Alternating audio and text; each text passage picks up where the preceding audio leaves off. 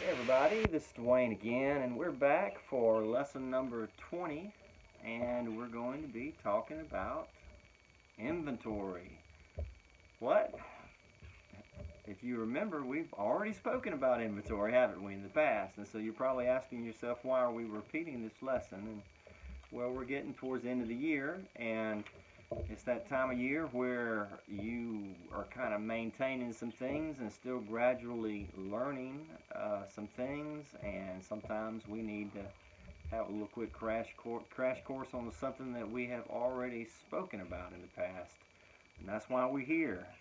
And this is about daily inventory, and really, part of the lesson why we're having this lesson again, and it's going to be changed up just a little bit this time, but it's very similar to the inventory lesson that we had in the past. You still have those sheets where you wrote down those different things that you're looking at in your life, those different areas, and you're building on that, right? So, and that's important. And so right now we're getting to the end of the year. We've already talked about so many of the things that can get you out of a pinch, so to speak, and that can really impact your life in a positive, life-changing manner. And I'm not talking about the kind of life changes that take you down a bad path. I'm talking about the kind of life changes that put you on a good path and lets you see some better things in life and helps you with your attitude so that when things do happen to you, you have a better attitude about it, and that way you have better tools available at your disposal that you can use to properly deal with it and keep on the good track. Okay, so anyway, this is lesson 20. We're on principle 7 and we're on step 10. And principle 7 says, reserve daily time with the God for self-examination, Bible reading, and prayer in order to know God and His will for my life and to gain the power to follow His will. Notice it says to gain the power to follow His will, because following our will has been what we've done in the past so many times. And so many times it's taken us to places that broke us, so to speak. But we know God's path. We know God's path is the easy path once we start listening and once we get on it and once we stay on it for any length of time. And keeping track of an inventory and doing a journal, which is what we're also going to be speaking about tonight. Doing a journal and kind of keeping progress of where you have come from, where you are now, and just if you're especially going through a lot of major changes in your life, looking at your journal and seeing where you came from just 6 months ago even can make a big difference, okay? So anyway, step 10 says we continue to take a personal inventory, and when we were wrong, we promptly admitted it. And what that's saying is, it may have taken us 5 or 10 years to make amends before we started this program, or before we got God in our life, or before we even became aware that, well, maybe we did mess up and maybe we need to fix some things, and maybe some of that's actually our responsibility. So, but what we're talking about, properly admitted it, is now you're growing and you're more mature and you can promptly admit something. When you make a mistake, it doesn't take you 5 years or 10 years or even a lifetime to go and make amends. You go mess up, you do somebody wrong, you speak to them wrong, you show your rear end, so to speak, and you are keeping up with the daily journal and you recognize what you did, and you don't let any time slip by before you go back and you make amends with these people if you were in the wrong, so to speak. You don't make amends with people if they were in the wrong, but that doesn't mean that you can't still try to grow a relationship instead of destroying it down just because people mess up. Because remember, you messed up too at some point. It may not have been with that person, but you messed up along the line with somebody. So, all right. So what we're doing here is we're talking about this journal. We're going to get into the journal. We're going to talk about this verse here. One of the reasons why we do a daily inventory and why we journal is because of 1 Corinthians 10:12, and basically, we've been there. We don't want to go back. So it says, so if you think you're standing firm, be careful that you don't fall. What it's saying is, don't get arrogant about it. Just because you made some headway, especially if you're still early in figuring out what all's going on, and as far as making your life better, don't get all arrogant about it, because pride goes before the fall, and you never know, that crossroad could come up tomorrow and you make a wrong decision. Down the road, when you're 10 years down the road or something, you feel a little bit at ease about it, because you've been a number of years and didn't slip up. But until that time, don't get too arrogant about it, because you still need to get some more time under your belt to better form some new habits that you have changed in your life, to develop in your life, so that you can so basically you can have better habits. And it takes a while. If you've got any bad habits, they didn't form overnight. They took a process of years to form. And if you're starting some new habits that are good habits, okay, they're going to take years to form. And so it's easy to jump back to something that was a bad habit that you had, or bad habits per se, plural, that you had for a number of years, because they are pretty much ingrained in your mind, in these neural pathways, right? It's easy to do because that's what you're used to doing. It's easy to slide back in the old saddle, as they say.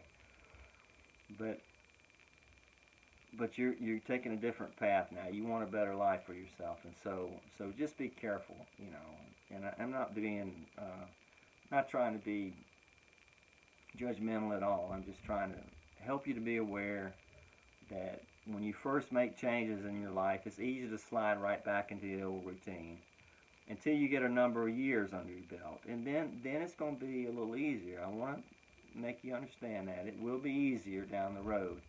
But you have to get there, and it's not going to happen overnight, because you didn't get some of those bad habits overnight. It took a matter of time. They started in one night, maybe, possibly, but it was a pattern of repeat behavior that pretty much made that a part of your life, And so, anyway, so what we're going to do is we'll talk about journaling a little bit. Journal is basically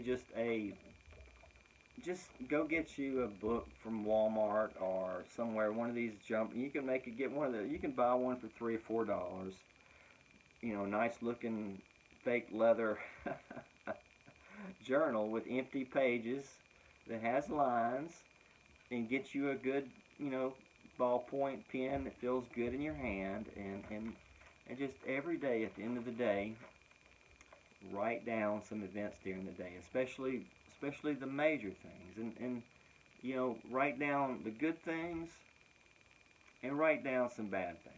Okay, if you had some good experiences and you reached out to people and you did some good things, write those things down, because this is something, again, going back to inventory. You want to make sure you keep things balanced always.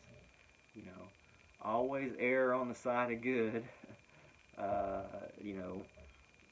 And not, writing too much of the negatives down about, the bad things you did during the day. Okay, that's not good. You don't want to come out of this thing thinking you're the Antichrist or something, because you only write down bad things. That's going to be very, very bad, on your self-esteem and your personality and your mood set, because you want to feel like you're making progress, for one thing, and you don't want to, just say it, woe is me, and not everything in your life was because of something you did if it's negative. I mean, sure, there were some things that were negative that probably were because of you. I mean, but not everything.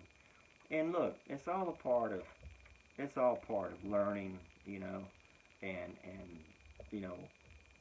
trying to make your life better, and trying to make the people around you, trying to make their lives better. Okay, your family and your friends, and so forth. So anyway, you know, it's hard for some people, especially some people that aren't used to writing or anything like that. So I would suggest, you know, just get you a pen. Start with just writing something simple, like, you know, what was the weather like today? Okay, I mean, that's non-controversial. That doesn't bring up bad memories or any kind of judgment or anything whatsoever. Okay, you know, try to find something that was beautiful that day. You know, write it down. You know, hey, I saw a beautiful sunset on the way home from work. Okay, I spoke with, you know, this wonderful uh, woman in the cashier's line at the store that, you know, she just seemed like a really sweet person, and we had a nice conversation. Or John Doe helped me figure out a situation today, and he didn't have to do that, so he kind of bent over backwards a little bit for me to help me figure something out when it was really, you know, not his purpose to do that. And he did that, and he didn't resent doing that. He seemed to be thankful that he could help me out, you know, or you know, even something like, hey, I got done cutting the grass today, and the yard looks great. It looks great, you know.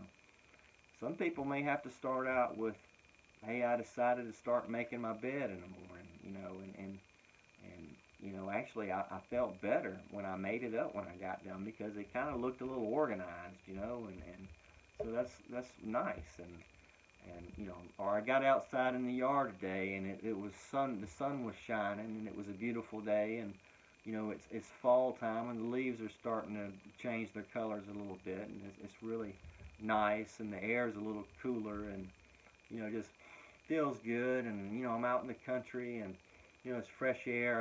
I don't smell the smog, so to speak, in the city, and so forth, and then slip in something negative. Hey, I may have chewed Sally out today because she couldn't, you know, she lost something that I gave her and she couldn't find it, and that made me late for a meeting. And then when I got to the meeting, the guy was angry because I was late for the meeting, and he blessed me out and called me some names, and I pretty much retaliated and did the same thing, and chewed him out, and then I lost my job, and well, you know, that's a little bit, you know, too negative. You need a lot of sunsets to counter that, right? So so so anyway, you know, try to write down some positive things and some of the negative things, because the process here is you're trying to grow with this journal, okay? And so what happens, especially for us impulsive personalities, is sometimes we just get in the drive, and we go, and get things done, and it's spontaneous a lot of times, and we make instant decisions, because some decisions or some professions or some jobs just aren't made to like take, you know, 2 weeks to make a decision, because you'll be 10 years getting done with it, you know. So you have to make split minute decisions, and one out of those 10 decisions probably wasn't the best decision. Okay, it probably would have been better if I would have waited a little longer, you know, or something like that. And so when you don't make yourself aware of these things, you know, you just kind of let it slide, and sometimes you make the same mistake again because you didn't really pay attention the other time you made a mistake, and you're not really paying attention to what this alignment or what these combinations of the same mistake over and over are doing to your present condition, okay, as far as your well-being, physically, mentally, and financially, and you know, as far as your family, you know, and the love and joy in your family around you, okay? And so sometimes you get to doing so many things, and sometimes you make mistakes and you're not really paying attention, you know, those mistakes. So sometimes a journal, that's where a journal can come in, is you're writing some things down, the major highlights, you know. Yeah, I got in an argument with so-and-so. And then, you know, you come back to it, you know, a week later, and you had another argument with so-and-so. And then you find so-and-so's taking notes about every time you're 1 minute late, or leave 1 minute late from work, or, you know, and so you've done made an enemy, see? So that's what we need in the world, is one more enemy in our life, right? So anyway, but the thing is, we don't want enemies. We want friends. And I realize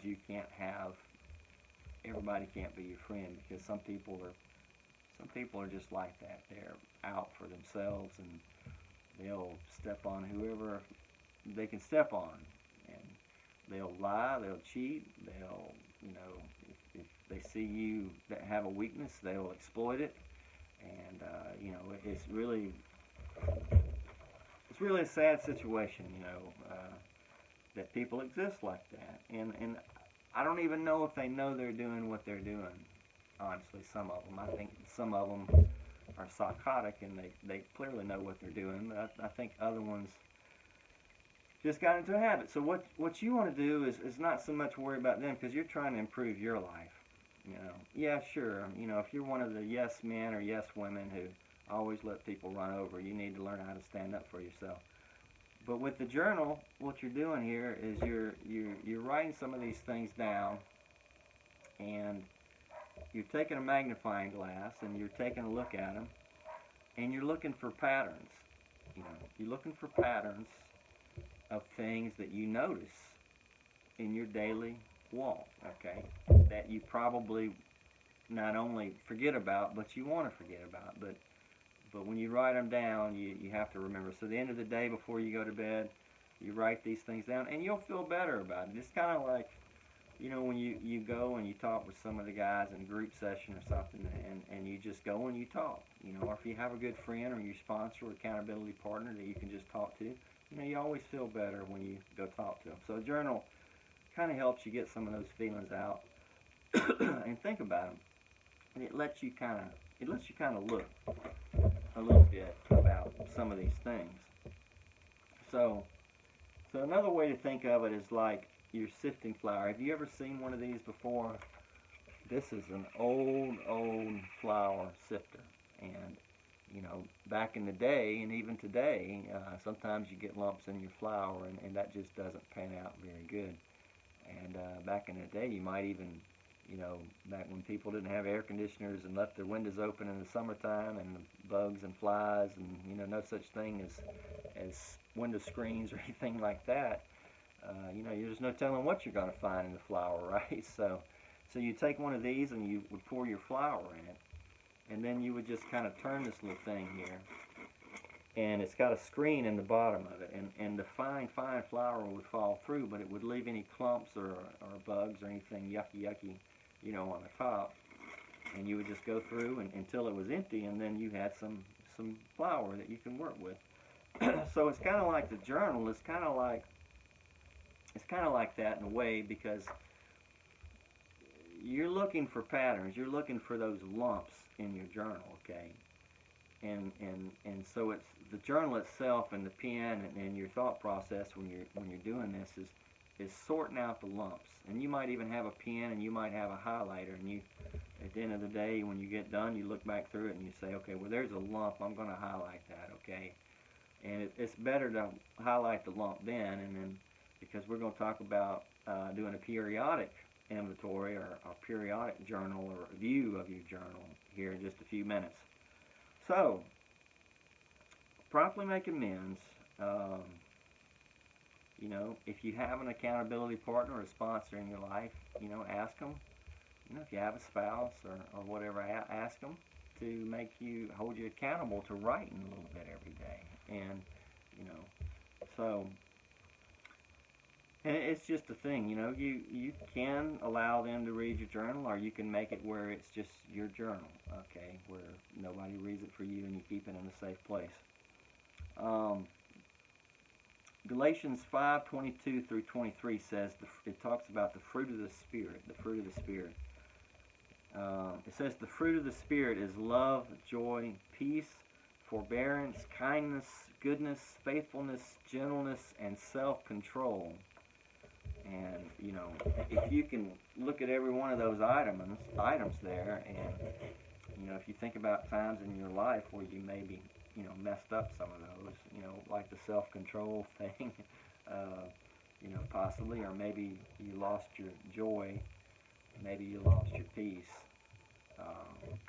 maybe you lost some of your kindness one day, and you went off on some people, even though they may not have even been the ones that had harmed some way.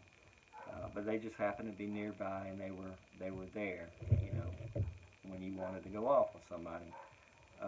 There's faithfulness, gentleness. Maybe you were too harsh. Some people are extra sensitive, and I know there's been times in my life where I was too harsh with my words on people that were too sensitive.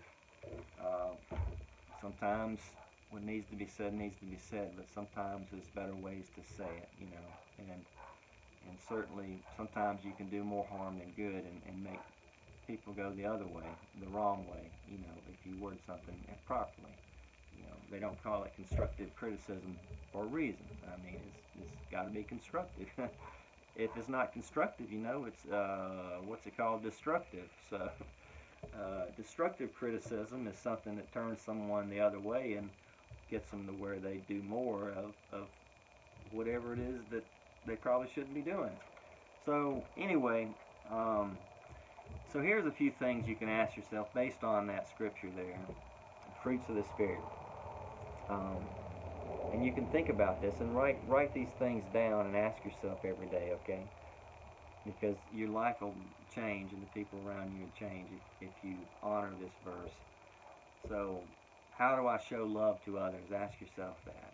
And ask yourself, try to, each day try to show a little love to somebody. Do something nice with somebody. Smile at the cashier.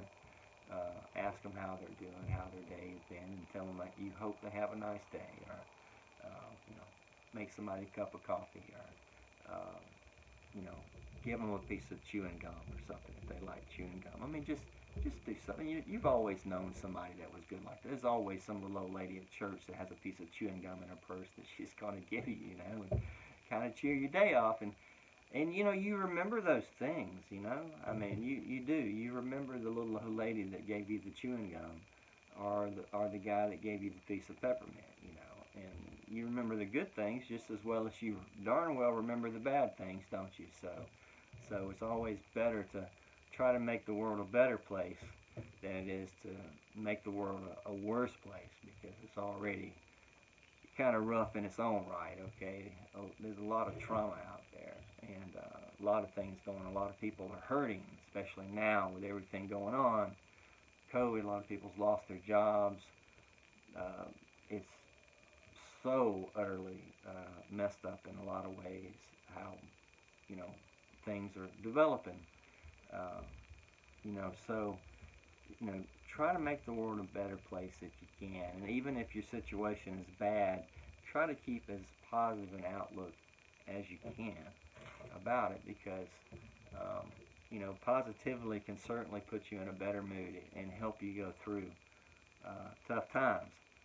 So here's another thing here. It talks about joy as one of the fruits of the Spirit. So,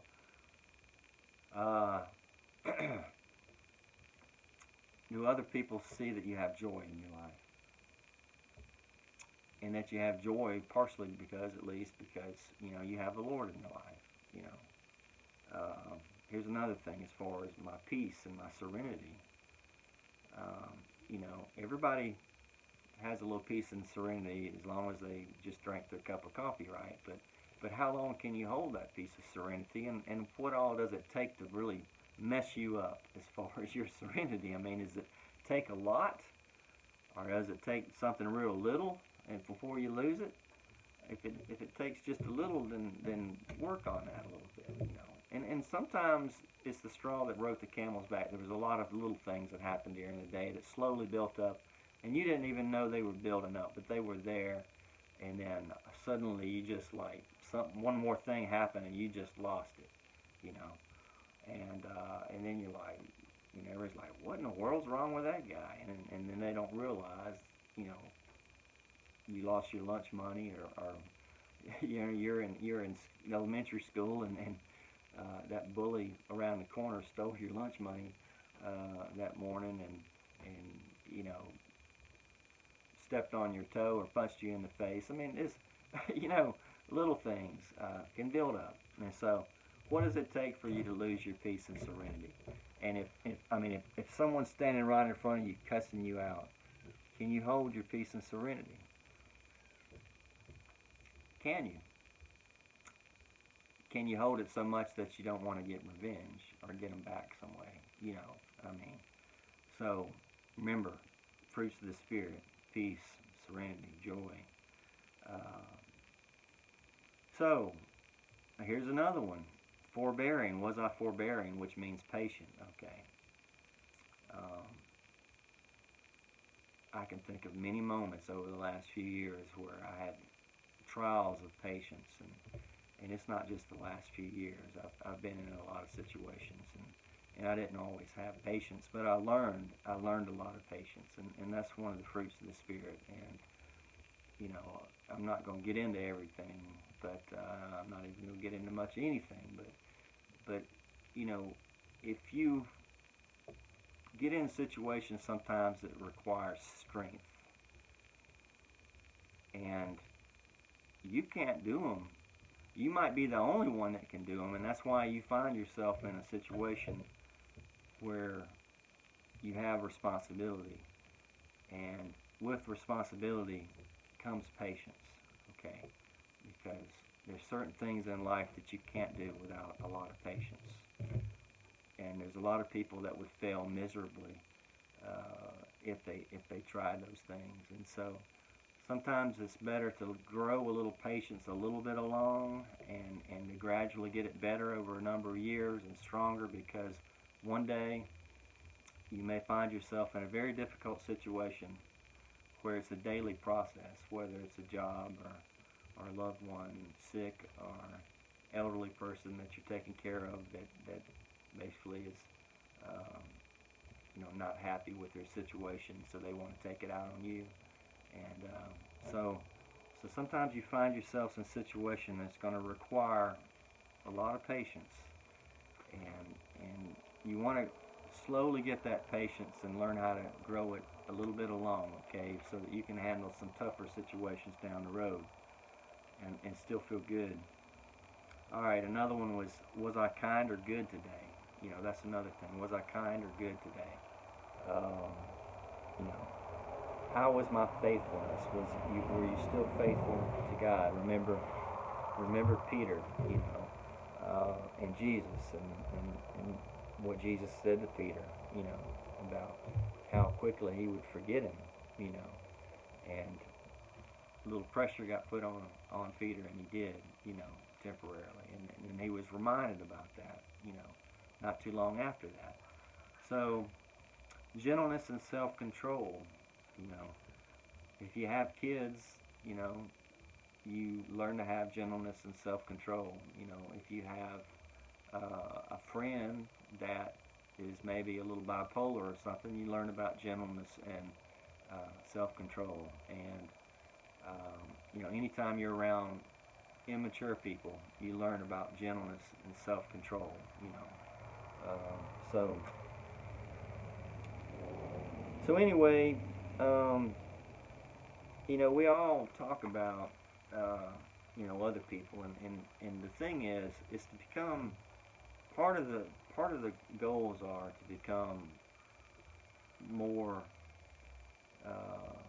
action oriented, you know, and when I say action, I mean actions that are planned out, instead of like a reactionary type life, and where we control, you know, our feelings and things, and we don't just get bombasted. Every little negative thing that someone doesn't just like drive us crazy or anything like that. Okay, so you know, if you want change, you know, if you want change in the world, start with yourself.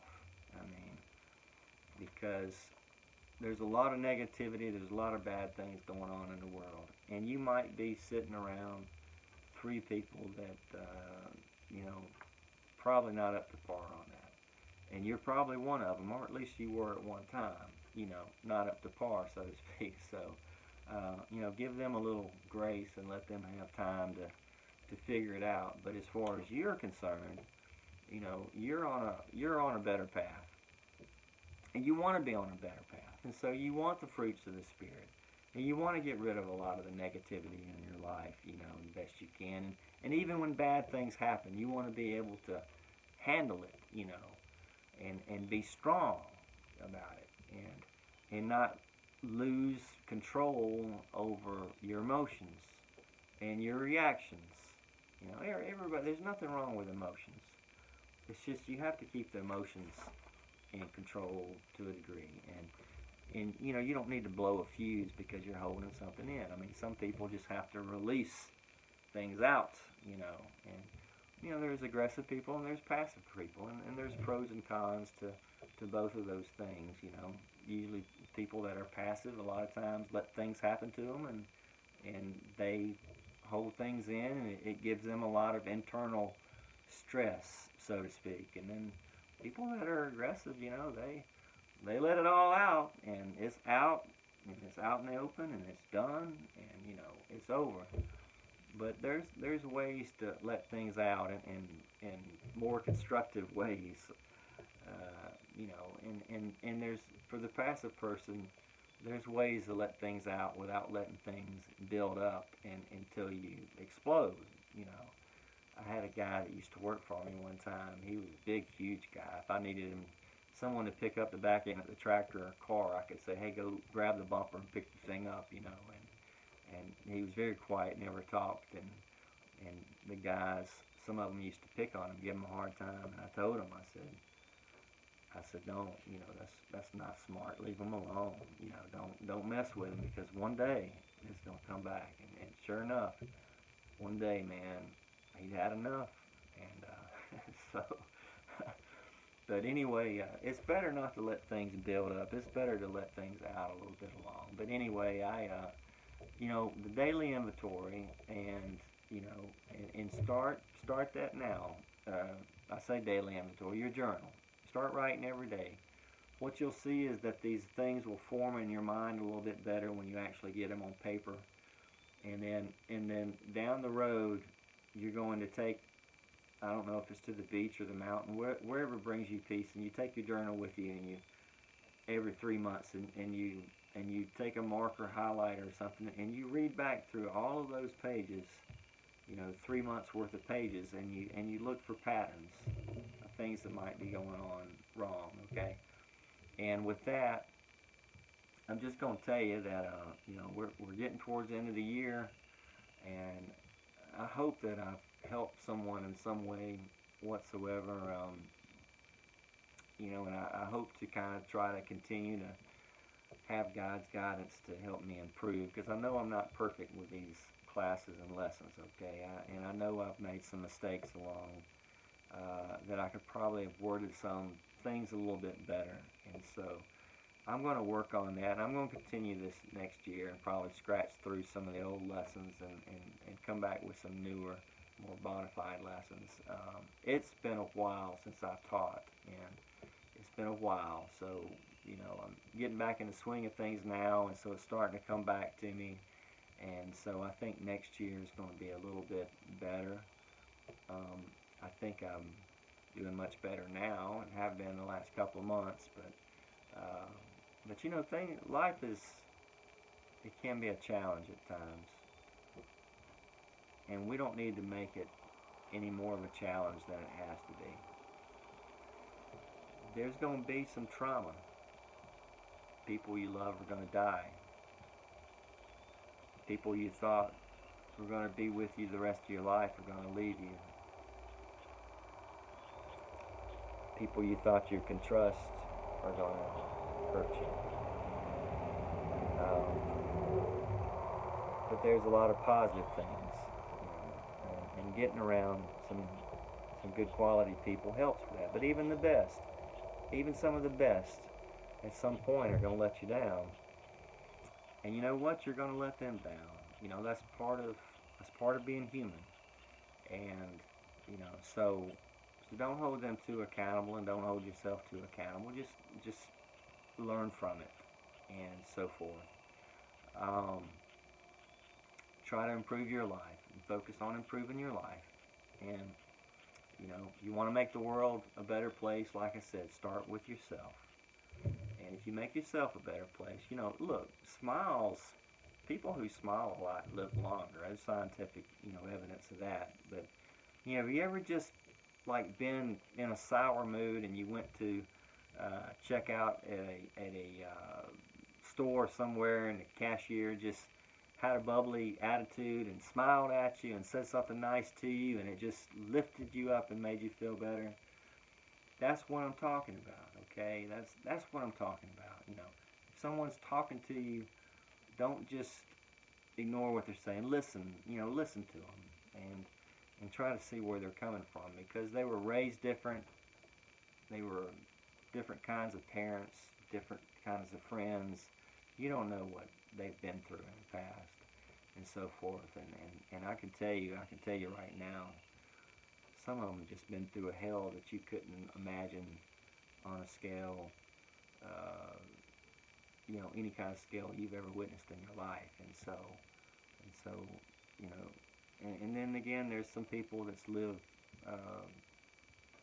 you know, sheltered lives that are terrible, you know, spoiled, so to speak. So it doesn't really matter, you know, but attitude does make a difference, and you know, try to make the world a better place. And I'm speaking to myself here. I mean, I've done my share of negativity in the world. Okay, so you know, and I want to do better. I want to do better, and you know, I want to make people smile. I want to make people feel like they're alive, and I want to feel like I'm alive. So, so I know that feeling. So, and I want that for everybody else, you know. So, anyway, God bless you. I hope you have a good night, and I will see you next week. All right.